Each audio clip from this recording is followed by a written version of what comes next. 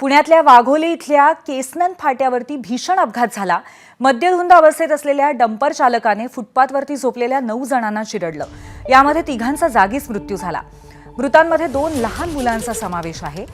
अपघातामध्ये 6 जण गंभीर जखमीही झालेले आहेत। या प्रकरणी डंपर चालक गजानन तोट्रे याला अटक करण्यात आली आहे आणि त्याच्या विरोधात मनुष्यवधाचा गुन्हा दाखल करण्यात आलाय।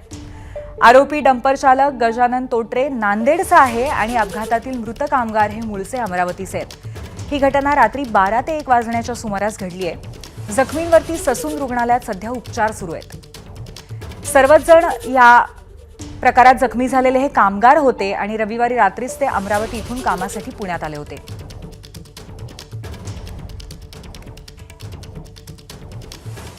दरम्यान हा अपघात कसा घडला याचा घटनास्थळाहून आढावा घेतलाय आमच्या प्रतिनिधींनी। पुणे नगर रस्त्यावरील केसनन फाट्यावर काल रात्री 12:30 वाजता एका भरधाव डंपरने 9 जणांना चिरडल्याची घटना घडली। याच ठिकाणी ते 9 जण फुटपाथवर रात्री झोपले होते। मात्र यातल्या 9 जणांपैकी 3 जणांना ही रात्र शेवटचीच ठरली।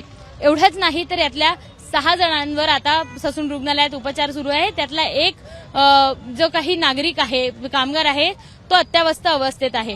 साधारण या रस्त्यावरनं म्हणजे पुणे नगर रस्त्यावरील पुण्याकडनं येणारा हा डंपर होता। भरधाव वेगानं हा डंपर थेट या ठिकाणी आला आणि त्याने थेट 9 जणांना चिरडलं।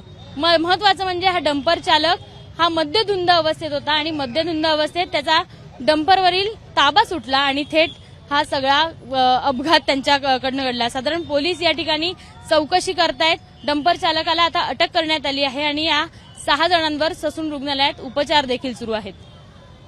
मागच्या काही वर्षाचा जर आराखडा बघितला किंवा 2024चा आकडेवारी बघितली तर या रस्त्यावर म्हणजे या सगळ्या 5 ते 7 किलोमीटरच्या अंतरावर आतापर्यंत 365 अपघात अशाच पद्धतीने झाल्याचं समोर आलंय। त्यामुळे या रस्त्यावरील जे काही डंपर वाहतूक आहे, या रस्त्यावरील वाहतूक कोंडी आहे, यावर तोडगा काढणं आता सगळ्यात महत्वाचं ठरणार आहे।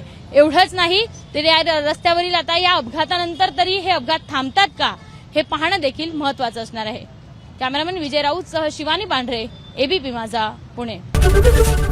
एबीपी माझा, उघडा डोळे बघा नीट।